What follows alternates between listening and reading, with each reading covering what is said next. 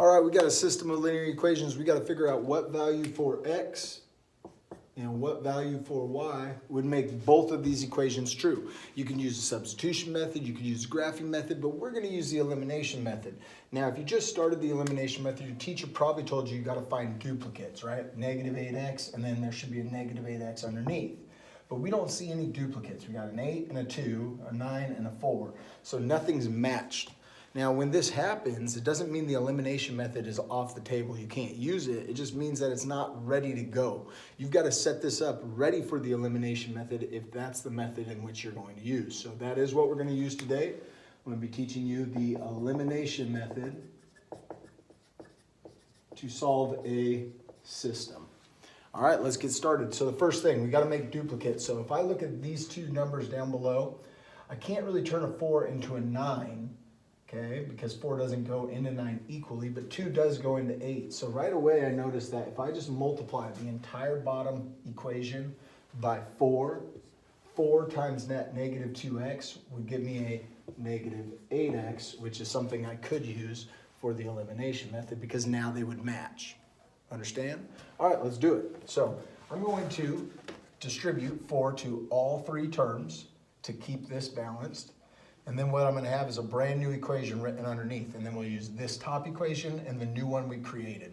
So 4 times negative 2x is going to give me negative 8x. 4 times negative 8y, or excuse me, negative 4y is going to give me negative 16y. And 4 times the 0 is going to give me 0. I'm going to now take that equation out of it. So I'm going to write it off to the side because I might want to use that since it's lower numbers. We'll see. Let's just save that equation for later if we choose to use it. We may or may not choose to. Okay, now we no longer have that equation because we changed it by distributing 4 to all three terms. Now I've got two equations, one of which of the variables matches. So I got negative 8 and negative 8.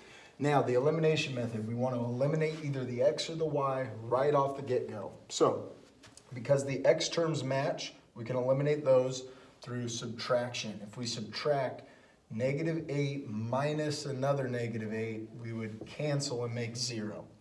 Now if you added, what you'd end up getting down here is negative 16x. But we want to eliminate a term, so you got to make sure to use the right operation. Make sure that when you go top term, you go to the operation and then the bottom term. Because if you look at it here, you're going to be thinking negative 9 minus 16.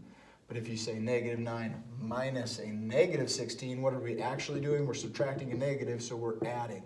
Adding 16 to negative 9 would give you positive 7. Negative 21 minus 0 equals 0. Okay, now I've got a one-step, negative 21 minus 0 does not equal 0. Come on, silly. Negative 21.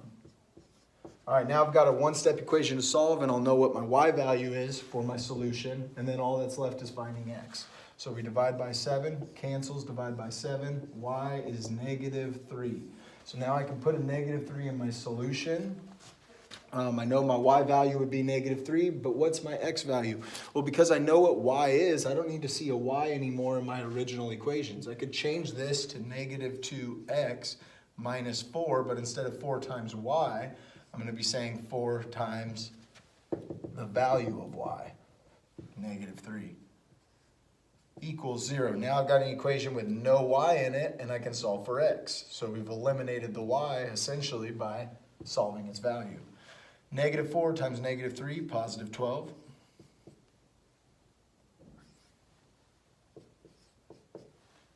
Take away 12, cancels, take away 12. Negative 2x equals negative 12. Divide by negative 2, divide by negative 2, x equals, what's a negative divided by a negative? You bet it's a positive. So our solution is 6, negative 3. You can go back in with a calculator, plug a 6 in right there, negative 3 right there, multiply them, and it should come out to negative 21. You put a 6 right here, a negative 3 right there, multiply them, it should come out to 0. Congratulations, you solved your first system of equations when it was not matching right away. What did we do at the beginning again? We didn't see a negative 8 and a negative 8, so we created one by figuring out what number times that would make negative 8. All right, study hard and good luck on your upcoming test.